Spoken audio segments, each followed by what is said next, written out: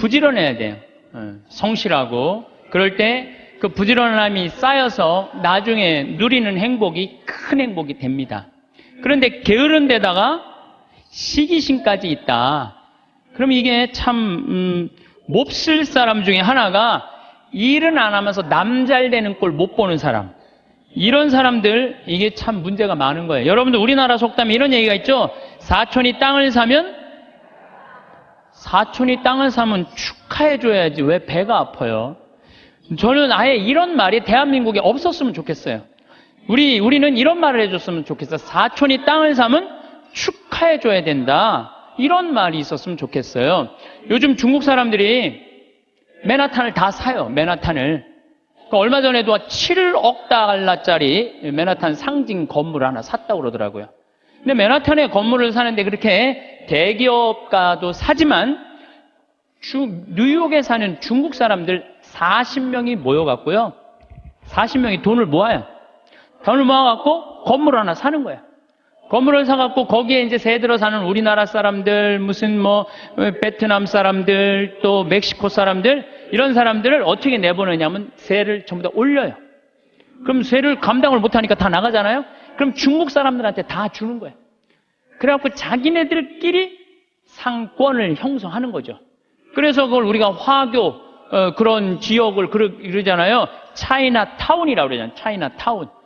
중국이요, 여러분들, 해외에 나가 있는 중국 사람들이 3,500만 명이 나가 있대요.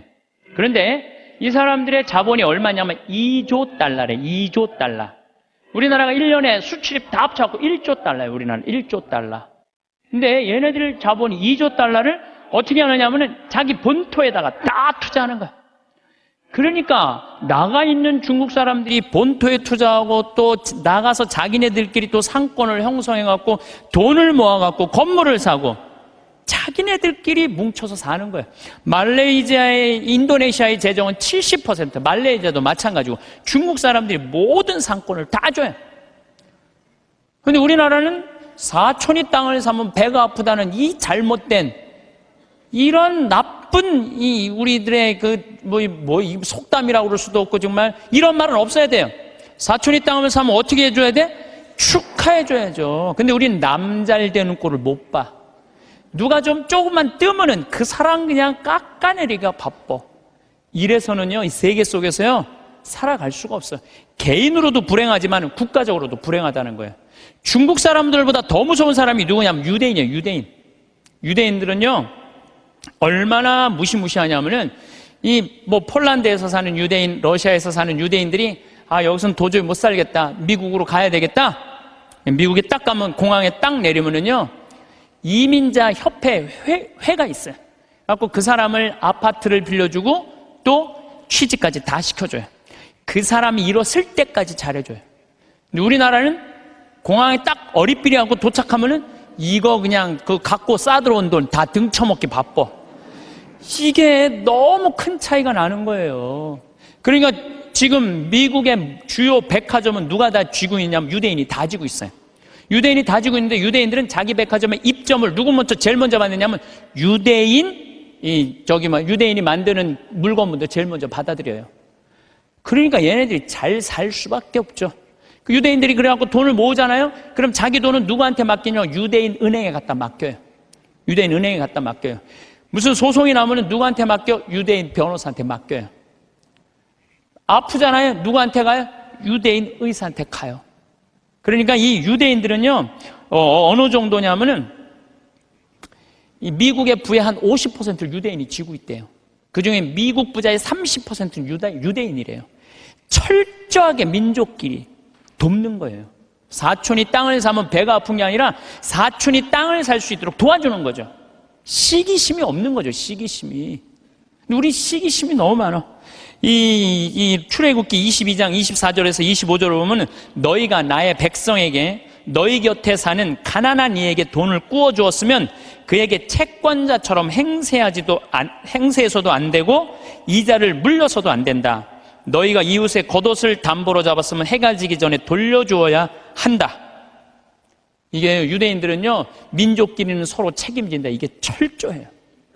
근데 우리나라 사람들은 제가 외국에 나가보면요, 다 개인적으로는 잘 살아요.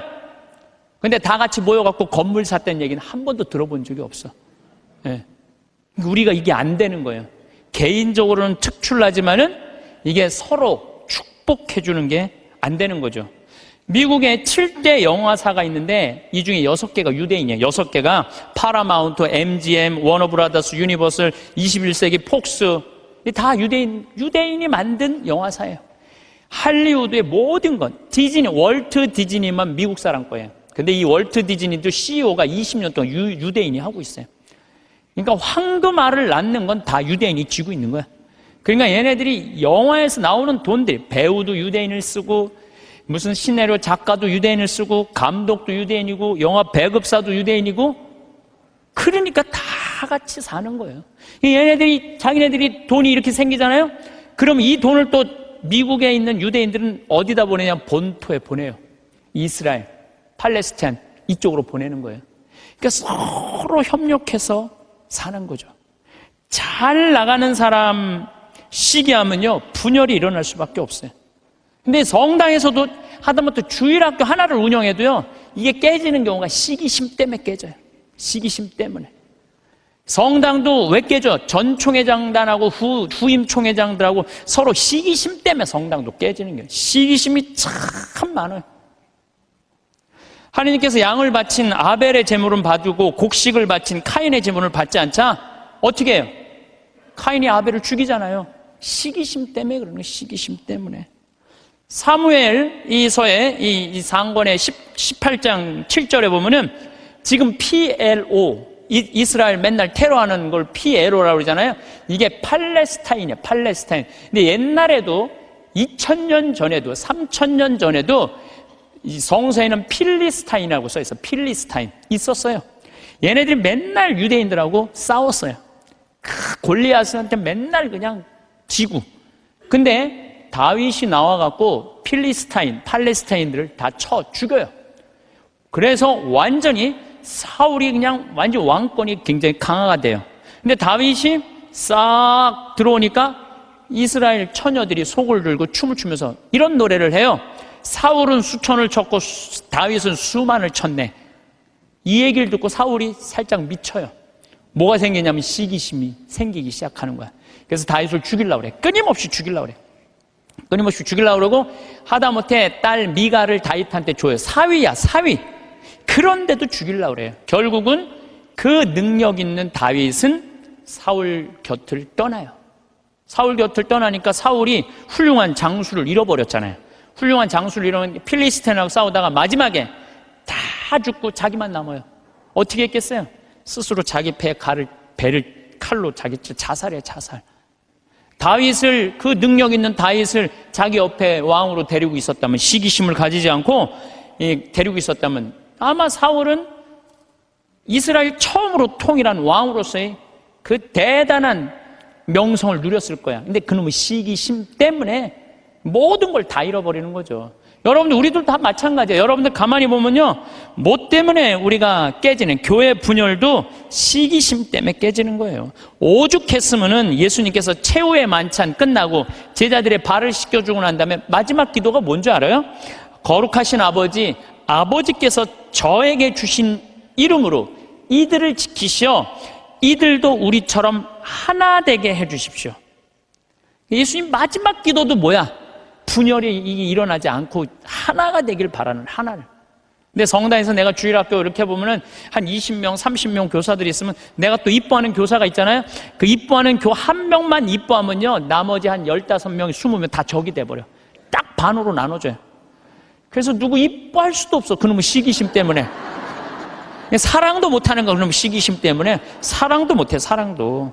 사도 바울은 고린토전서 1장 10절에 교회의 분열을 걱정하면서 이런 편지를 써요.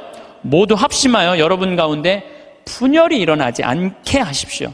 여러분이 저마다 나는 바오로 편이다, 나는 아폴로 편이다, 나는 계파 편이다, 나는 그리스도 편이다 하고 말한다는 것입니다. 그리스도가 갈라지셨다는 말입니까? 분열이 얼마나 심했으면 이런 말까지 했겠어요. 시기심으로 생긴 분열은요, 공동체를 망가뜨려요. 마음 안에 시기심이 있는 사람은요, 평화로울 수가 없어요. 뭐 여러분들 잘 알겠지만 이 영화 아마데우스, 아마데우스의 그 모차르트하고 살리에르라고 그랬잖아. 살리에르가 너무 모차르트를 시기해갖고 마지막에 모차르트 막 계속 힘들게 작곡 이때까지 해야 된다 그러면서 그냥 거기에 그냥 막 모차르트가 막 해갖고 모차르트도 빨리 죽지만 살리에르도 결국은 정신분열로 정신병원에서 생을 마감을 해요. 그러니까 남을 축하해주는 사람은요 복을 받는데요, 남 안 되게 시기하는 사람은요 그만큼 고통을 겪는 거예요. 친구가 성공하거나 사회에 승진하면 축하해주는 넓은 아량이 있어야 돼요. 남 시기한다고 내가 행복한 게 아니에요. 남 부러워한다고 내가 행복한 게 아니에요. 나는요 달리기를 정말로 못해요. 정말로 초등학교 뛰면 꼴등이야. 막 쭉 뛰어도 꼴등이야. 얼마나 이놈들이 빠른지. 난 정말로 달리기를 못했어요, 초등학교 때.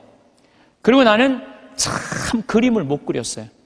제가 이렇게 뭐 옛날엔 그림의 필요성을 별로 몰랐는데 뭐 외국에 다니고 뭐 미술관에 다니다 보면 막 뭐 얘네들이 막 고흐 막 이런 애들이 그림 그리는 거 보면요 내 마음 안에서 막 예술혼이 막 불타요.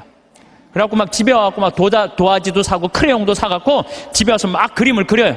동창 신부들 오면 내가 보여줘요. 이 그림 어떠냐? 그러면은 동창 신부들이 이구동성을 하는 얘기가 조카가 그린 거냐, 조카가. 난 내가 그린 건데. 한 7살 정도 애가 내 그림을 보고 안 웃는 사람이 한 명도 없었어요. 명작이지, 보고 웃는 거 보면은. 그런데 수준은 조카가 그린 그림이냐. 난 그림을 참 못 그려요. 또 나는 수학을 참 못해요. 중학교를 안 다녀서 그런지 전 중학교를 안 다니고 검정고시를 봤거든요. 그래서 수학을 못해요. 고등학교 올라가도 이해가 안 되더라고요. 지금 나는 그래서 지금 학교 다니면서 수업 시간에 자는 애들 다 느낌 아니까, 걔네들 느낌 아니까 이해가 돼요. 왜냐하면 이해가 돼야지 수업 도저히 알아듣지를 못하니까. 난 수학을 정말로 못했어요, 수학을. 근데 내가 맨날 나는 왜 달리기를 못하지? 나는 왜 이렇게 키가 조그마지? 나는 왜 수학을 못하지? 나는 왜 그림을 못 그리지? 맨날 이런다면 난 불행한 사람일 거예요. 나는 그런 걸 못 가졌지만 난 뭐가 좋아요? 목소리가 좋잖아요, 나는. 네, 목소리가 좋잖아요.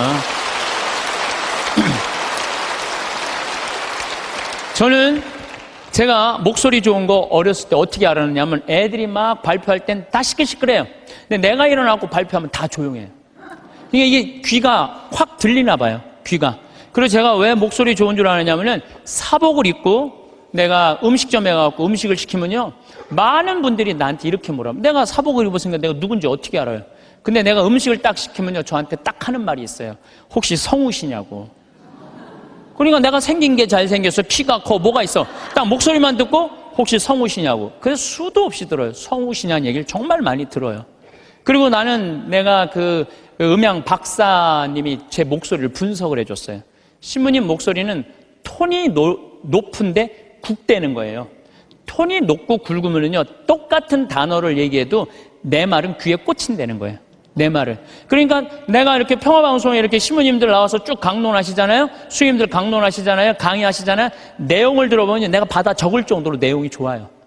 근데 그분들한테 단점이 뭐냐면은 예수님께서는 부활하셔갖고 3일 만에 오셔갖고 성령을 보내셔갖고 승천을 뭐 하셔갖고 제자들이 뭐 그러니까 정말로 듣기 좋은 내용인데 톤이 거의 같고 목소리 톤이 낮기 때문에 집중이 안 되는 거예요. 근데 난 한마디라도 예수님께서 부활하셔갖고 또 다시 오셔 승천하셔갖고 성령, 그러니까 단어 하나하나가 똑같은 말인데도 목소리 때문에 제가 받는 이득이 너무너무 많아요. 그러니까 저는 중학교, 고등학교 때도 미사 해설하고 독서하고 뭐 신학교 때도 무슨 뭐 세미나 발표하고 이럴 때 제가 목소리 좋은 걸 저 자신도 알아요. 그래갖고 내가 서품 받을 때 난 다른 거 달리기 잘해달라고 나 기도한 적 없어요. 서품 받을 때 띠 잘 뛰게 해달라고 그런 적도 없어요. 나는 누워서 이 재단에 엎드려갖고 주님한테 딱 2가지 부탁했어요. 강론 잘하게 해달라고, 또 하나는 글 잘 쓰게 해달라고. 신부가, 나는 신부 중에 키 큰 신부 별로 소용없다고 생각해요. 아니 복음 선포하는데 키가 무슨 상관이야. 네. 그리고 난 생긴 것도 그렇게 중요하다고 생각하지 않아요. 제가 그 보좌 신부 때 굉장히 15,000명, 16,000명 본당에 보좌 신부를 했었어요. 그러면은 저 뒤에 있는 분들은 내 얼굴이 안 보여요. 그러니까 미사참례 뒤에 하시는 분들은 끝까지 내 얼굴을 몰라, 1년 내내. 근데 그분들이요, 10년 후, 20년 후 와갖고 내 목소리 딱 들으면요, 목소리가 생각이 안 되는 거예요. 목소리만 좋으면 됐지, 뭐 키 커서 뭐해. 그렇지 않아요? 그러니까, 과연 내가 받은 게 뭘까? 내가 받은 게 뭘까? 여기 계신 분들, 하느님께서 하나씩 다 주셨어요. 다 주셨어요. 신부님, 전 받은 게 정말 아무것도 없는 것 같은데요? 밥 잘하는 것도 재능이에요. 밥 잘하는 것도. 나는 우리 이 주방장님, 우리 생태마을의 주방장님 있는데 정말로 음식을 맛있게 해요. 그러니까 그냥 최고의 주방장이 되는 거잖아요. 얼마나 청소 잘하는 것도 나는 재능이라고 생각해요. 정리정돈 잘하는 사람. 우리 조카가 얼마 전에 여자 조카랑 밥을 먹는데 자기가 대학 다닐 때 고등학교 졸업하자마자 빌딩 청소한 사람이 있어요. 1,000억을 넘게 벌었대요. 자기는 항상 정리하는 걸 너무너무 좋아했대요. 빌딩을 정리하고 나면 기분이 너무너무 좋다는 거예요. 그래갖고 그렇게 해서 자기가 1,000억이 넘는. 그러니까 우리가요, 여러분들 자녀들 가운데 너무 비교하면 안 돼요. 우리 애가 너는 왜 수학경시대 1등을 못 해왔냐? 너는 왜 사법고시 합격을 못 해왔냐? 왜 달리기 잘하는 애가 왜 수학경시대 1등을 해야 돼? 달리기만 잘하면 되지. 그렇지 않아요? 여러분, 유현진 선수한테 지금 사법고시 합격해오라고 그러면 유현진 선수 사법고시 합격해올 수 있어요? 유현진 선수 뭘 잘해? 공 잘 던지나요? 하나만 잘하면 돼요. 또 지금 사법고시 합격한 애한테 너 메이저리그 갖고 공 던지라, 메이저리그 입구에도 못 가요. 사람이요, 그러니까 제가 생각하기는 지 멋이 없어서 그래.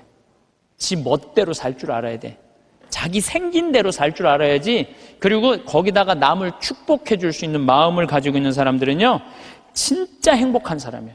진짜 행복한 사람. 그래서 저는 제가 뭐 키도 안 크고 힘도 안 세고 몸도 조그맣고 뭐 이래도요, 나는 내가 받은 게 뭔지 너무너무 잘 알아요. 난 내가 받은 게 목소리라는 생각, 정말 하나님한테 감사해요. 난 어머니한테 정말 감사해요. 어머니, 나 이렇게 조그맣게 낳아줘서 목소리 좋게 낳아주셔서 너무너무 감사하다고. 이 목소리 하나만 가지고도 뭐 기업체 강의 다니죠, 뭐 무슨 정부기관 강의 다니죠, 뭐 별 군데 다 강의 다녀. 하다 아침마당에까지 와서 강의 다녀. 아침마당에까지 생각을 해봐요. 이 목소리라는 게 내가 받은 하느님의 최고의 은혜라는 거죠. 저는 가끔 의사 선생님들이 주식 투자하다가 쫄딱 망하고 마지막에 자살하는 분들 가끔 봐요. 의사가 되는 게 쉬운 일이에요. 정말로 어려운 일이에요. 그 공부하려면 얼마나 힘들어요. 그러면은 그렇게 7년, 6년 동안 뼈가 빠지게 의사 공부했으면 의사만 하면 되지. 주식 투자는 왜? 그렇지 않아요? 그러니까 자기가 잘할 수 있는 걸 계속 하는 게 제일 중요한 거예요. 그런데 이상한 데다가 방향을 돌리면은요, 망하는 거예요. 뭐 아까 잠깐 강의 들어오기 전에 보니까 어떤 영화 배우가 25년 동안 버는 거 쫄딱 망했대. 영화 배우는 연기만 잘하면 돼요. 다른 거 이상한 거 하다가 되게 망하는 게 자기가 잘할 수 있는 걸 안 해서 그래. 자기가. 그러니까 여러분들 자녀들 가운데서도 공부만 해야 된다는 거, 이 머릿속에 이거 빼세요. 공부 빼고는 나머지 다 잘하는 애들 많아요. 공부 빼고. 그런데 나머지 다 잘하는 건 그건 소용없어.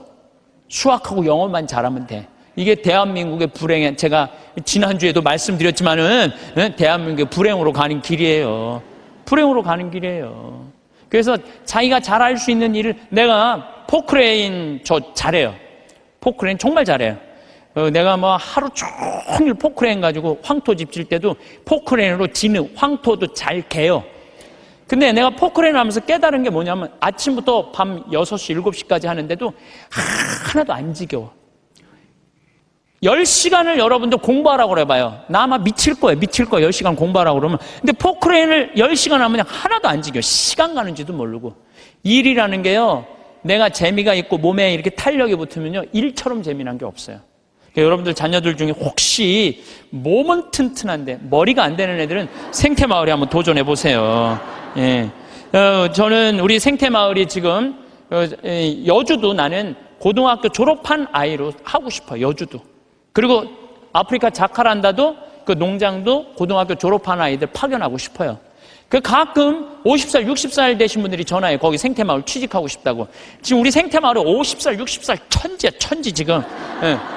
우리가 이 세대 교체가 필요한 거, 세대 교체가. 그래서 혹시 이 방송 듣고 나도 저기 가서 일할까? 50살 넘은 분들은 하지 마세요. 예, 예. 대신 누굴 보내? 자녀를 보내, 자녀. 몸은 튼튼하나 머리가 안 돌아가는 애들, 이런 애들 꼭 좀 보내주시기를 바라겠습니다. 여러분들, 남을 축복해주는 일은 참 즐거운 일이에요. 시기하지 않고 남을 축복해주는 건 참 즐거운 일이에요. 그래서 저는 우리 후배들이 막 강론자라고 이러면 너무 기분이 좋아요. 나 우리 생태마을에 이제 부관장 신부들이 3분이 이제 지금 왔다 갔는데, 저는 이제 강의는 내가 하지만 미사 강론은 부관장 신부님들이 되게 해요. 너무 강론을 잘하세요. 그러니까 사실 제가 강의하는 거에 많은 부분들은 부관장 신부들이 강론하는 걸 듣고 내가 그걸 갖고 여기서 하는 거예요. 그래서 내가 부관장 신부들한테 손을 꼭 잡고 너무 고마워. 나한테 이런 재료를 제공해줘서 너무너무 고마워. 참, 이렇게 후배 신부들이 강론 잘하는 거 보면 기분이 너무 좋아요. 그것도 막 사목 잘하면은 막 박수 쳐주고 싶고. 그럼 내가 행복해요. 근데, 저놈의 새끼 봐라. 나보다 강론을 잘하네? 이때부터 불행해지는 거예요. 남을 내가 조금 능력이 모자라도 잘하는 사람을 이렇게 칭찬해 줄 때 나도 행복하고 너도 잘 살고 나도 잘 사는 거야. 중국 애들이 지금 본토는 뭐 하느님 안 믿어갖고 엉망이지만 나가 있는 중국 사람들은 대단하거든. 유대인은 말할 것도 없고, 유대인들은 말할 것도 없고. 나는 우리나라가요, 사촌이 땅을 사면 축하해 준다.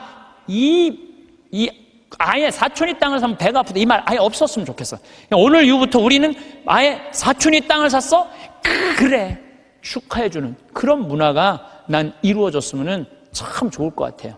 그런데 생각을 해봐요. 시기심이 게으른 놈이 시기심까지 있어. 게으른데 남 욕이나 하고 앉아 있어. 매력이 있을 것 같아, 없을 것 같아요? 매력이 없어요. 부지런한데 남 칭찬까지 할 줄 알아. 이 사람 매력 있어요, 없어요? 매력이 있어요. 매력이 있을 수밖에 없어요. 그런데 우리가 또 나쁜 건 판단하는 거야. 어떤 판단? 부정적인 판단이에요. 부정적인 판단. 예수님은 마태복음 7장 1절에 이런 말씀을 하세요. 남을 심판하지 마라. 그래야 너희도 심판받지 않는다. 이야, 내가 남을 심판하면은요, 하느님도 나를 심판을 해요. 근데 나이가 남을 심판하지 않으면 하느님께서 나를 심판하지 않아요. 아주 쉬운 거잖아요. 근데 왜 우리가 남을 심판을 하냔 말이에요. 너는 어찌하여 형제의 눈 속에 있는 티는 보면서 내 눈 속에 있는 들보는 깨닫지 못하느냐. 저는 이게 평생의 내 숙제였어요. 남의 눈에 있는 티끌을 볼 것이냐, 내 눈에 있는 들보를 볼 것이냐. 여러분들은 이 대한민국에 보면은요, 남의 티끌은 기가 막히게 끄집어내, 남의 티끌은. 근데 우리는 어떻게 해? 자기 눈에 있는 들보는 안 보는 거야. 텔레비전을 보면은요, 이 세상에 다 죽일 놈만 있는 것 같아. 죽일 놈만. 다 때려 죽일 놈만 대한민국에 사는 것 같아. 그래요? 대한민국이 그렇게 막 때려 죽일 놈만 살아요? 저는요, 얼마 전에 내가 좋아하는 우리 최경남 신부가 또 해준 얘기예요. 자기가 조용필 콘서트를 갔다 왔대요. 감동받았대요. 너무너무 정말로 프로페셔널이 저거구나. 우리 신부들도 저런 마음으로 사목을 하면은 정말로 사목이 잘 될 거란 얘기를 하면서 나한테 기가 막힌 얘기를 해주더라고요. 조용필 씨가 1982년 비련이라는 못 찾겠다 꾀꼬리 4집을 냈는데 비련이라는 그 노래가 있대요. 그런데 시골 병원에 지적장애아가 8년 동안 14살짜리 먹은 여자애가 울지도 않고 웃지도 않는 거야. 그런데 얘가 비련이라는 노래를 듣고 울기 시작하는 거야. 14살짜리가 막 울더래요. 그러니까 병원에서 난리가 난 거죠. 8년 동안 웃지도 않고 울지도 않던 애가 비련이라는 노래를 눈물을 쫙 흘리니까. 그러니까 부모도 미치죠. 내 애가 감정 표현하니까 얼마나 행복하겠어요. 그래갖고 그 병원에서 연락을 한 거예요. 조용필 씨한테.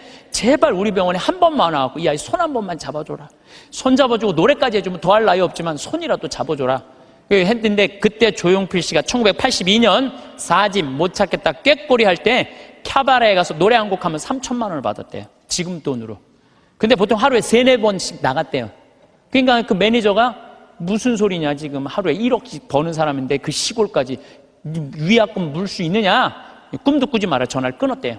근데 조용필 씨가 이렇게 바깥에서 뜨면 무슨 얘기냐?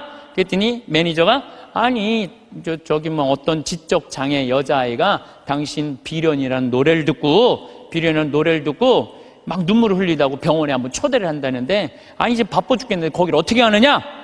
그랬더니 오늘 공연이 몇 개냐고 그랬더니 뭐 4개라고 그랬더니 그거 다 취소해라. 내 위약금 내가 물겠다. 가자 그 병원에 차 대라. 그랬더니 조용필 씨가 차를 타고 그 시골까지 쫙 간 거예요. 갔는데 얘를 딱 봤는데 얘가 뭐 조용필이 누군지 어떻게 알아요? 보고 가만히 있는 거야. 근데 조용필 씨가요, 대단한 사람이 그 14살짜리 여자의 손을 잡고 비련이라는 노래를 부르는 거예요. 기도하는 사랑의 손길로 탁 이렇게 노래를 쫙, 그냥 오빠 막 그러잖아요, 여러분들. 그러니까 얘가 또 눈물을 쫙 흘리는 거야.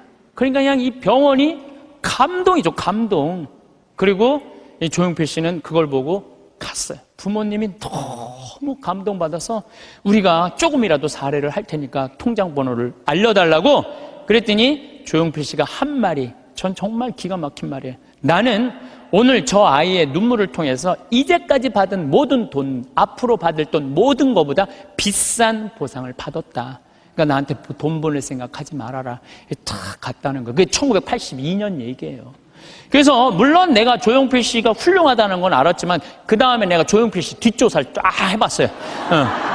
뒷조사를 해봤더니 자기 부인이 세상을 떠났을 때도 23억인가 4억이나 되는 돈을요 다 어려운 사람을 위해서 다 기증하고, 그 다음에 소아 백혈병 걸린 아이 한 500명 수술비를 다 대주고, 지금도 1년에 몇 억씩 어려운 아이들을 위해서 내놓는다는 거예요. 그러니까 우리가 이 세상을 보면서 다 나쁜 놈들만 있는 게 아니에요. 우리가 참 훌륭한 사람들이 많아요. 요즘 저는 김장호 씨, 독도, 참 여러분들 이거 대단한 가수 하나가 대단한 일을 하는 거예요. 지금 독도 뭐 100억 모은다 그러잖아요. 저도 이제 동참 꼭 하고 싶어요. 여러분들 일본 애들은요 자기네 나라에서 살고 싶지 않은 애들이에요. 2011년 3월 11일 후쿠시마 지진이 일어났지. 원자력 발전소, 원자탄 폭탄 터진 거예요. 그것 때문에 지금도 방사능 때문에 고생하고 있죠. 태풍이랑 태풍은 그냥 일본에 다 가서 지금 아직도 10월 30일인데 아직도 무슨 프란치스코 뭐 이거 태풍 다 살고 싶지 않은 거예요. 1905년에 일본 애들이 우리나라를 어떻게 돌아왔는지, 독도는 우리 땅, 그리고 우리나라 먹은 거예요. 지금도 독도는 우리 땅이라고 자기네들 이번에 뭐 외교 홈페이지에 하잖아요. 한국 먹고 싶다는 거예요. 그러니까 대놓고 얘기하는 거, 대놓고. 근데 정치인도 기업인도 못하는 가수 한 사람이 얼마나 대단해요. 이 세상은요 나쁜 놈만 있는 게 아니에요. 정말로 멋있는 사람들이 많아. 근데 우리는 판단을, 어떤 판단을, 부정적인 판단하는 거예요. 그 부정적인 판단 때문에 잘못된 판단으로 이어지는 경우가 너무 많다는 거예요. 조조가 동탁을 죽이려고 그래요. 한 왕실을 자꾸 동탁이 쥐고 흔들으니까, 그러니까 조조가 죽이려고 그러다가 들켜요, 동탁한테. 왜냐하면 동탁이 무술이 너무 뛰어나거든요. 도망을 가기 시작해요. 진궁이랑 장우수랑 막 도망을 가는데 동탁이 전국에다 방을 붙인 거예요. 조조 잡아오면 엄청난 벼슬과 상을 내리겠다고. 그러니까 조조는 마음 편안하게 쉬지를 못한 거죠. 산속으로 굶으러가면서 그냥 여기저기 피신을 하다가 아버지 조승 아버지 친구 여백사라는 집에 이제 숨어들기 시작해요.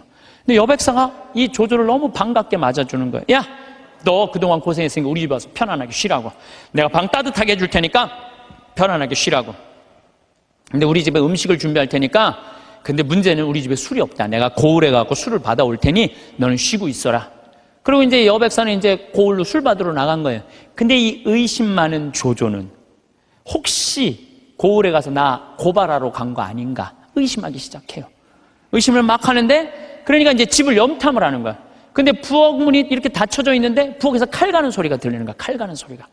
근데 집안 식구들이 이런 말을 하는 거예요. 큰 놈부터 잡을까 작은 놈부터 잡을까. 아니 조조는 조그매고 진궁은 컸거든요. 이것들 봐라. 여백사는 나를 고발하러 가고 저것들은 나를 죽이려고 그러네. 그래갖고 문을 박차고 들어가고 여백사의 식구, 부인, 자식 9명을 다 죽여요. 칼로 다 죽이고, 혹시 어디 숨어있는 거 없나 하고 뒷곁문을 딱 열었는데 뒷곁에 돼지가 큰 거하고 조금 거 2마리가 묶여져 있는 거야. 그러니까 이 식구들은 큰 돼지를 먼저 잡을까 작은 돼지를 먼저 잡을까 이렇게 말한 건데, 조조는 어떻게 들은 거예요? 큰 놈을 먼저 잡을까, 자기를 잡는 줄 알고 죽인 거죠. 자기의 잘못된 판단 때문에 그렇다는 거예요. 여러분들, 우리가 정말 판단이 다 옳아요? 여러분들? 그래갖고 조조가 막 도망을 가요. 도망을 가는데 술을 받아서 기분 좋게 오는 조승을 길에서 여백사를 만나요. 그 자리에서 죽여요, 조조가. 왜? 한 번 잘못한 걸 덮기 위해서는 더 큰 거짓말을 하고 더 큰 잘못을 저지르는 거예요. 그래서 여기 계신 여러분들은 정말로 내 눈에 있는 뭘 봐야 돼? 들보를 볼 생각을 해요. 남의 눈에 있는 티끌 꺼낼 생각하지 말고. 나는 이 성서 예수님이 참 예수님 말씀마다 정말 묵상하면 정말 깜짝깜짝 놀랄 말씀 정말 많아요. 이게 소크라테스가 너 자신을 알라 그 얘기하고 똑같잖아요. 그렇죠? 그 다음에 이 공자의 제자 증자가 성인 1일 3성 1일 성인지도 1일 3성 오신 자기 일을 3번 반성하라고 그러잖아요. 그러니까 우리가요 신앙인들은요 남 잘못 캐내는 사람이 아니에요. 신앙인들은 누구 잘못 캐내는 사람이야? 내 잘못 캐내는 사람이야. 내 잘못을 캐내갖고 나를 똑바로 세우는 게 신앙이냐. 근데 자기 자신이 어떤지도 모르고 남만 특히 성당 다니면 활동하면은 자기 모습은 안 보이고 누구만 보여? 남만 보이잖아. 누구는 어쩌고 누구는 어쩌고 레디오 단장은 어떻고 꾸리아 단장은 어떻고 저건 어떻고 막 남욕만 디립다 하잖아요. 근데 남욕할 시간 있으면 누구 들여다봐? 자기 들여다. 부처님 제자 넷이서 장인들끼리 토론했어. 야 인생 살아가면서 제일 괴로운 게 뭐냐? 그랬더니 한 제자가 사랑이다 사랑. 얼마나 사랑 때문에 우리가 고통을 많이 겪어요. 우리가 이 세상을 살면서 남녀 문제 수도 없는 갈등의 원인이잖아요. 그랬더니 옆에 있던 제자가 아니다 사랑보다 더 그런 건 배고픔이다. 그렇죠. 배고픔의 고통 이거 정말 힘든 거죠. 오죽하면은 대학 교수가 그 돈 몇 푼 받아보겠다고 교수 자리까지 올라가기가 얼마나 힘들어. 그런데 부정 입학 몇백만 원 받아갖고 부정 입학하고 교수 자리 쩔러나가고 이게 배고픔의 고통 때문에 배고픔. 그냥 먹어도 배고픈 게 이게 인간의 욕심이에요. 인간의 욕심. 그랬더니 또 한 제자가 아니다 그것보다 더 무서운 거 분노다 분노. 화가 자기 화를 조절하지 못하는 거 이건 저도 동의해요. 사실 저도 인생 살다 보면은 내가 싸운 게 한순간 무너지는 게 뭐냐면 분노 때문에 그래요. 분노. 그랬더니 또 한 제자가 아니다 그거보다도 더 슬픈 건 죽음에 대한 공포다. 맞죠. 우리 인간이 뭐든지. 그랬더니 그게 다 됐더니 부처님이 하시는 말씀이 아니다 그것보다 더 슬프고 고통스러운 거는 자기 자신이 누구인지 모른 채 살다가 죽는 거다. 내가 어디서 와갖고 어디로 가는지 내가 뭘 하는지 내가 어떻게 살면서 행복한지 아무것도 모르고 그냥 쫓는 게 뭔지도 모르고 그러고 살다가 죽는 게 저는 부처님 말씀에 저도 동의해요. 예수님 남의 눈에 있는 티끌 볼 생각하지 말고 자기 눈에 있는 들뽑을 생각을 해라고.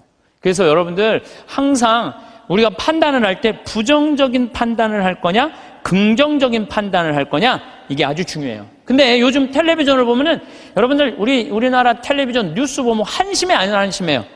한심하죠? 정치인들 정말로 내가 지난번에 생명을 살리는 말씀에도 얘기했지만 진짜 서로 진짜 지금까지도 한심해요. 조금만 정말로 한심해요. 그러니까 그냥 어떤 또 국회의원은 이놈의 나라를 그냥 뒤집어 엎어갖고 북한한테 그냥 줘버려야 된다. 이렇게 말하는 사람들도 있고.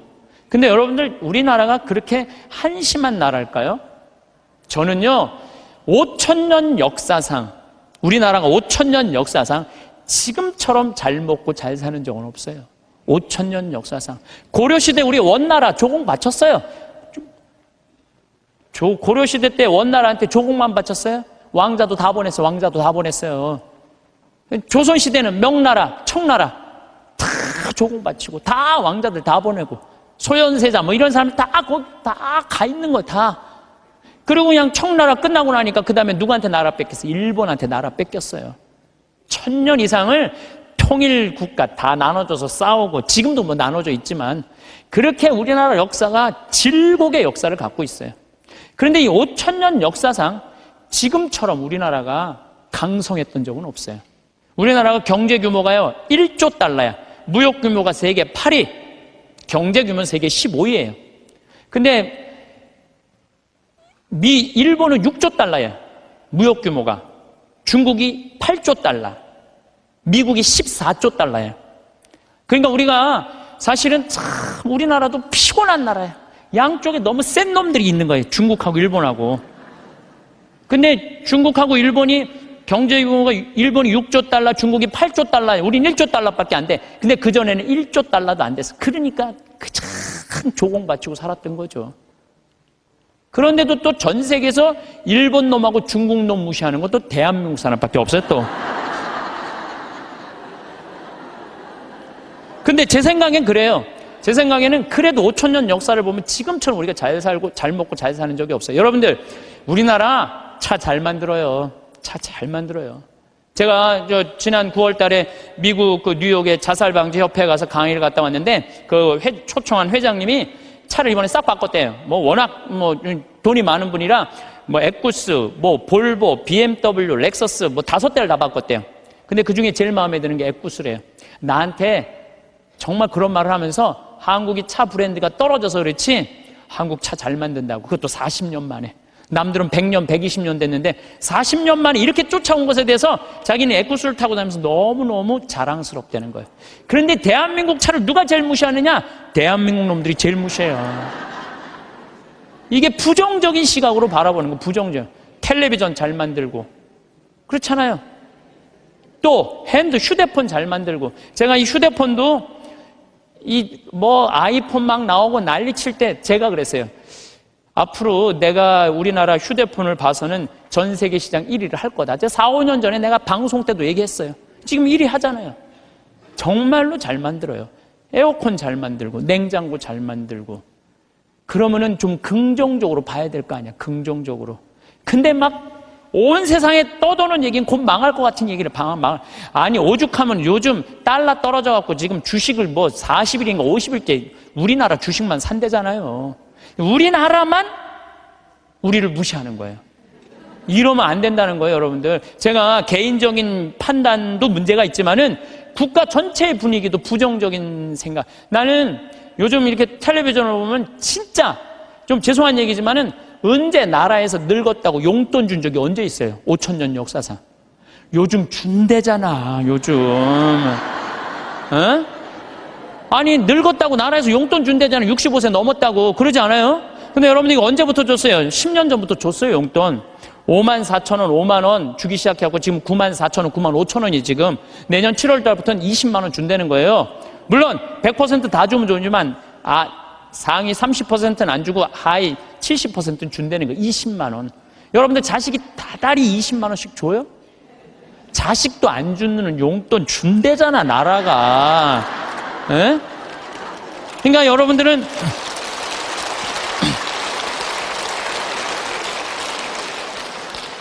여러분들은 자식이 잘 되길 바라지 말고 누가 잘 되길 바라? 나라가 잘 되길 바래. 제가 장담합니다. 앞으로 우리나라가 3만 달러, 4만 달러 넘었으면은요, 여러분들 65세 넘은 분들 30만 원, 50만 원, 60만 원 다 넘어가요, 용돈. 그렇게 주게 돼 있어요. 그러니까 여러분들은 우리나라가 긍정적인 마음으로 정말 나라가 융성할 수 있는 그런 마음으로 나라가 잘 되길 바라야 되는데 우리는 입만 열면 조금 있으면 망해야 된다고, 조금 있으면 망해야 된다고 이렇게 말하면은요, 그래서 그게 개인적으로나 국가적이나 사회적이나 부정적인 눈으로 세상을 보면 안 돼요. 우리 생태마을에 주창덕 씨라고 북에서 넘어온 탈북자가 한 명이 일을 하고 있어요.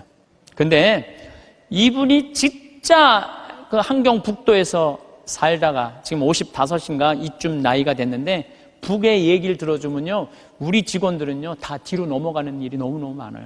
이 사람들은요 쌀 구경한 적 없대요. 밀가루도 구경한 적 없대요. 제가 제일 놀라운 건 뭐냐면은 북한 사람들 밀가루 먹고 사는 줄 알았더니 밀가루는 1년에 2번 나온대요. 2번. 그리고 강냉이 죽만 먹고 산대요. 그럼 밀가루를 가지고 수제비를 만들어 먹으면 그게 얼마나 고소한지 모른대요. 그건 농약을 쳐야지 맛이 이상할 거 아니야. 농약 칠 돈이 있어야지 농약을 칠 거 아니에요. 그러니까 안전뱅이 아마 밀보리로 아마 하는 것 같아요. 그 수제비 먹으면 그렇게 맛있다는 거예요. 근데 그 1년에 딱 2번 먹는다는 거. 나머지는 전부 강냉이 죽을 먹는다. 나머지는 전부. 그런데 우리 이제 생태마을에서 이제 가지튀김을 하면은 우리는 가지튀김만 밀가루 살짝 묻혀갖고 튀기잖아요. 그래갖고 그걸 나가면요, 그 가지를 들고 주방에 들어가요. 그 탈북자가. 그 주방장한테 따져요. 밀가루 요것밖에 왜 안 묻히느냐고.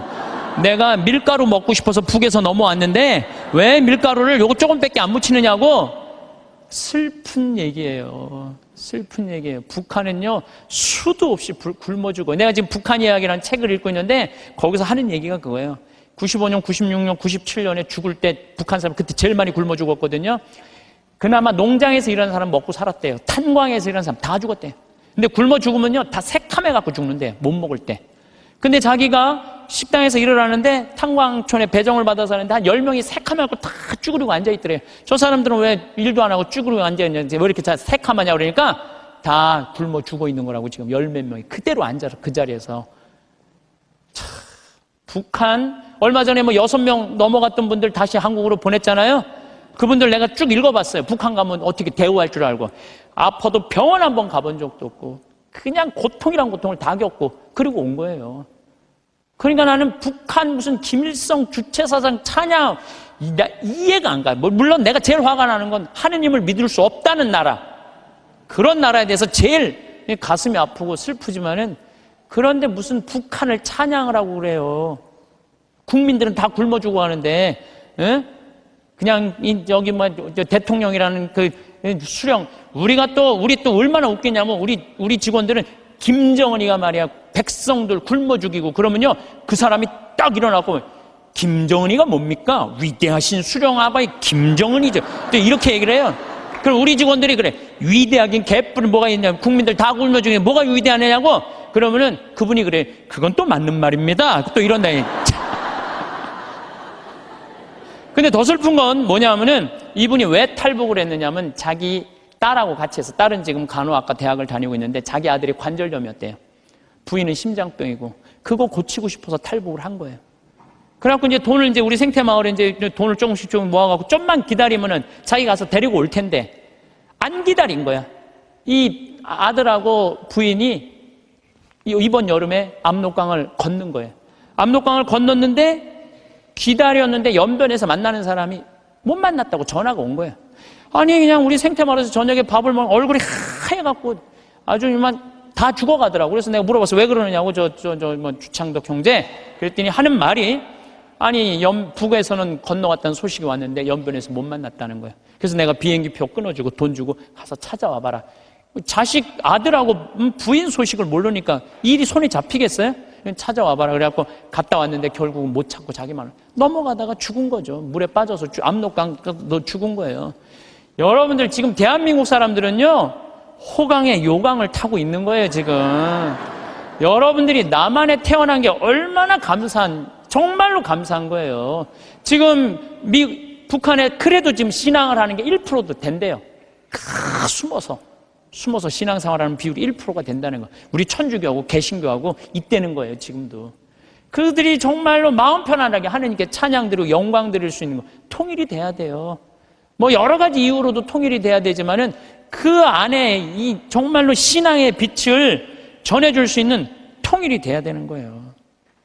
우리 이 대한민국은 이렇게 보면은요, 참 부정적인 시각이 너무 많은 것 같아요.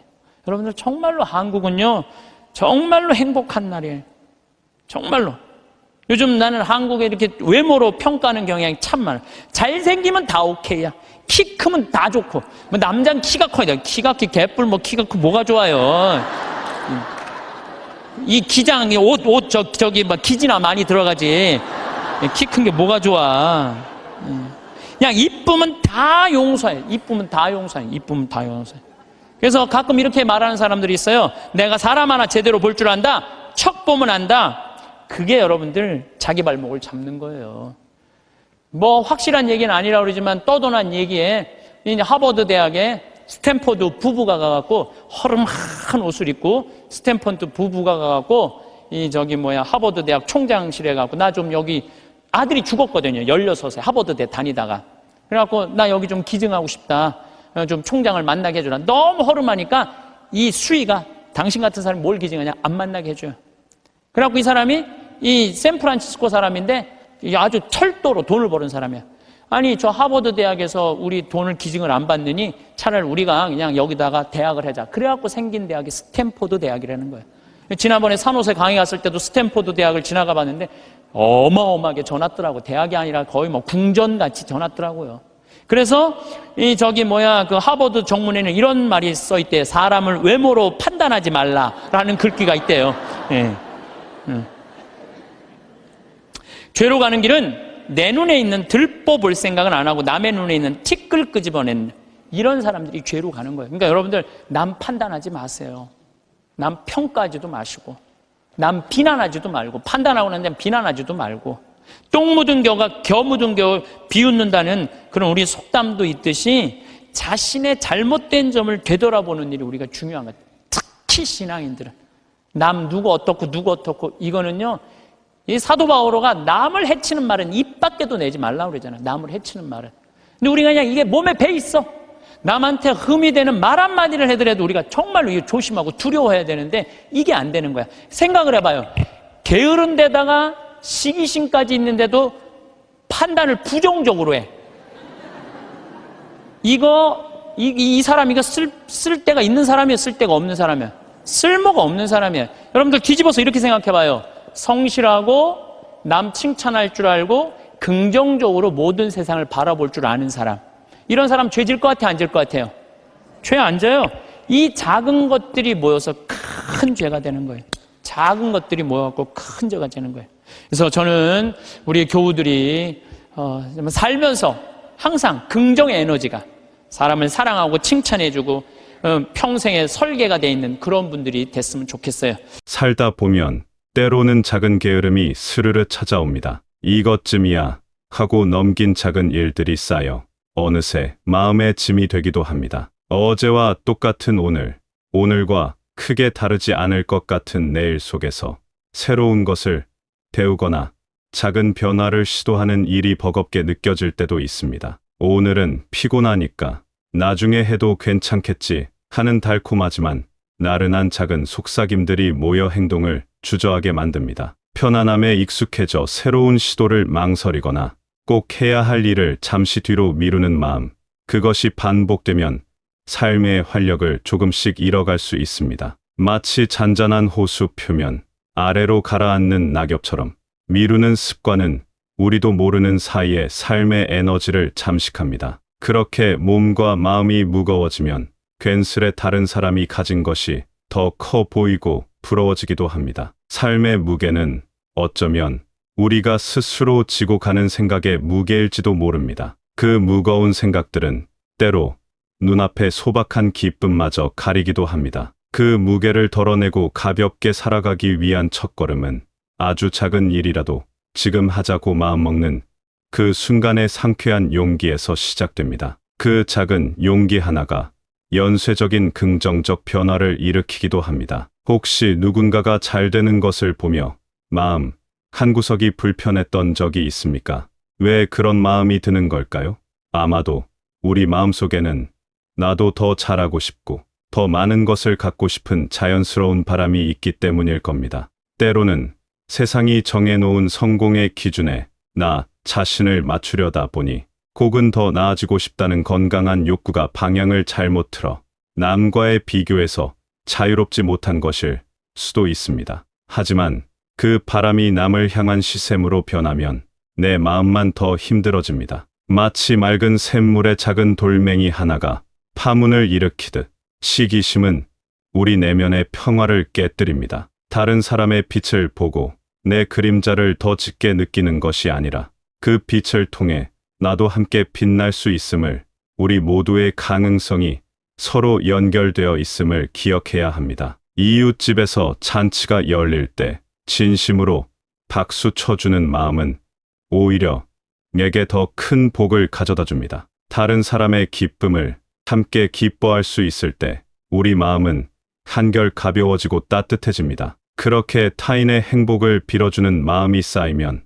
내 삶에도 긍정적인 기운이 감돌기 시작합니다. 진정한 풍요는 잦은 것의 크기가 아니라 나눌 수 있는 마음의 크기에서 오는 것 같습니다. 그리고 그 마음의 풍요는 결코 사라지지 않는, 쓸수록 더 커지며 어떠한 상황에서도 든든한 버팀목이 되어주는 우리 안의 자산이 됩니다. 사람들은 저마다 다른 모습과 다른 재주를 가지고 살아갑니다. 어떤 이는 노래를 잘하고 어떤 이는 맛있는 음식을 잘 만듭니다. 또 어떤 이는 그저 곁에 있는 것만으로도 다른 사람을 편안하게 해주는 재주를 가졌습니다. 오랜 세월 살아오며 터득한 삶의 지혜, 따뜻한 위로의 말 한마디를 건네는 능력, 묵묵히 자기 자리를 지키는 성실함, 또한 그 누구도 흉내낼 수 없는 조용하지만 강한 힘을 지닌 귀한 재능입니다. 세상 모든 존재가 각자의 빛깔과 향기를 지니듯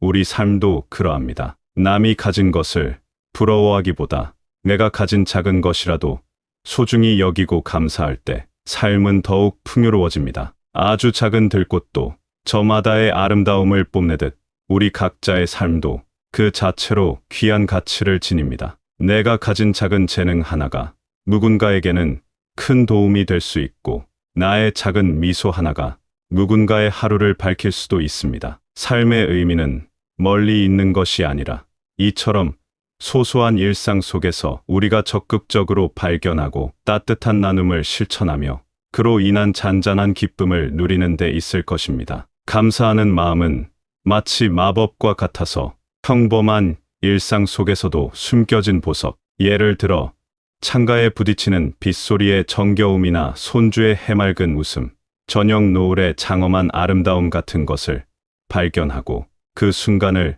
온전히 음미하게 해줍니다. 우리는 가끔 다른 사람의 작은 흠은 쉽게 발견하지만 정작 자신의 큰 허물은 잘 보지 못할 때가 있습니다. 왜 그럴까요? 아마도 우리는 늘 바깥 세상을 향해 눈을 뜨고 있기 때문일 겁니다. 또한 자신의 부족함을 인정하는 것은 때로 큰 용기가 필요하기 때문일 수도 있습니다. 하지만 진정한 평화와 지혜는 내 안을 들여다보는 것에서 시작됩니다.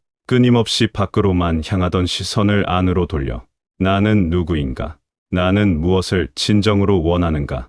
내 마음 깊은 곳에는 어떤 생각들이 숨겨져 있을까? 스스로에게 묻는 과정은 중요합니다. 이러한 물음들은 삶이라는 긴 여정에서 방향을 잃지 않도록 도와주는 내면의 나침반이자 흔들림 없는 등대와 같습니다. 다른 사람을 평가하고 판단하기 전에 먼저 내 마음을 고요히 살피는 시간이 필요합니다. 마치 거울을 보듯 자신을 비추어 보고 어제의 나보다 조금 더 나은 오늘을 만들기 위해 노력하는 모습은 참 아름답습니다. 자신을 아는 것은 세상을 이해하는 첫걸음이며 타인을 너그럽게 받아들이는 바탕이 됩니다. 내 그림자까지도 부드럽게 안아줄 수 있을 때 비로소 다른 이의 그늘진 모습도 따뜻하게 품을 수 있습니다. 이는 자신과 타인 모두에게 이해와 연민이라는 치유의 공간을 열어주는 것과 같습니다. 내 안의 복잡한 감정들을 이해할수록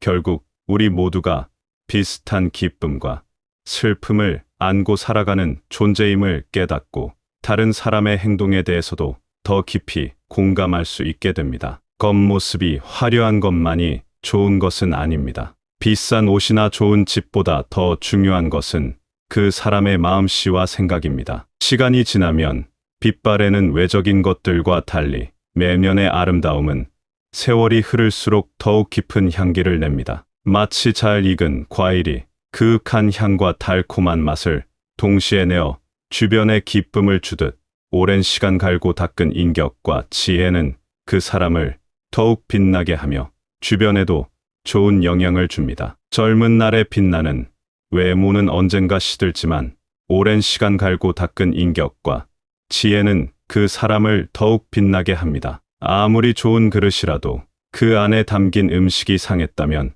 무슨 소용이 있겠습니까?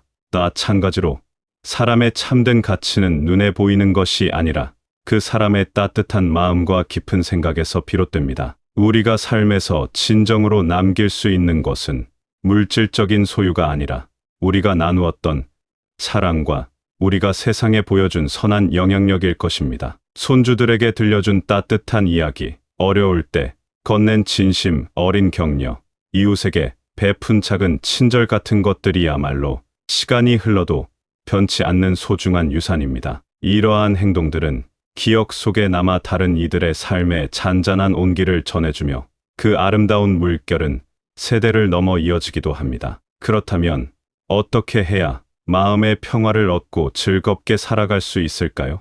그것은 그리 어렵지 않습니다. 그것은 거창한 계획이나 특별한 사건 속에서만 발견되는 것이 아닙니다. 마음의 평화는 높은 산 정상에만 있는 것이 아니라 매일 걷는 오솔길 옆에 고개 내민 작은 풀꽃 한 송이를 주의 깊게 가만히 들여다보는 그 순간의 고요함, 그 깨어있는 알아차림 속에서도 찾을 수 있습니다. 그저 오늘 하루 다른 사람에게 따뜻한 말 한마디 건네고 내가 가진 작은 것들에 감사하며 좋은 생각을 하는 것입니다. 아침에 눈을 떴을 때 새로운 하루가 주어졌음에 감사하고 창문으로 들어오는 햇살 한 줌에도 기뻐할 줄 아는 마음이 중요합니다. 남에게 상처 주는 말 대신에 칭찬과 격려를 하고 부정적인 생각보다는 긍정적인 마음으로 세상을 바라보는 것입니다. 우리 생각과 말 한마디가 세상을 조금 더 따뜻하게 만들 수 있다는 믿음,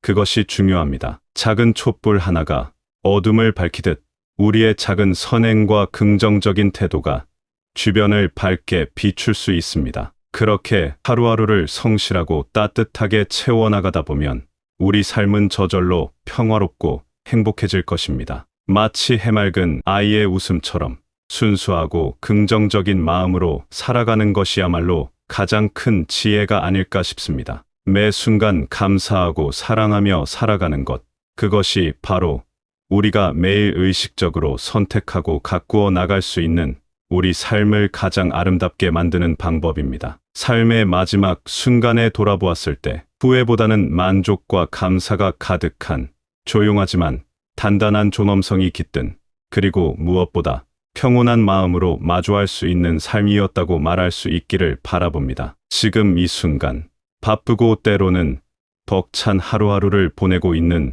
모든 이들에게도 이 이야기가 작은 위로와 힘이 되기를 소망합니다. 삶이란 때로 예측할 수 없는 파도와 같아서 우리를 흔들고 지치게 만들기도 합니다. 하지만 기억해야 합니다. 모든 파도는 결국 지나가고 그 속에서도 우리는 자신만의 중심을 잡고 나아갈 힘을 가지고 있다는 것을 말입니다. 오늘 하루 아주 작은 일에서라도 기쁨을 찾아보고 주변 사람에게 따뜻한 미소 한번 건네보는 것은 어떨까 합니다. 나 자신에게도 수고했어, 괜찮아 하고 다독여주는 시간을 가져보십시오. 당신의 존재 자체로 이미 소중하며 당신이 걷는 한 걸음, 한 걸음이 세상을 이루는 아름다운 무늬가 됩니다. 절망보다는 희망을 선택하고 미움보다는 사랑을 키워나가며 오늘 주어진 이 소중한 하루를 온전히 살아내기를 응원합니다. 당신의 삶은 당신의 것이며 그 안에는 무한한 가능성과 빛이 숨겨져 있음을 잊지 않기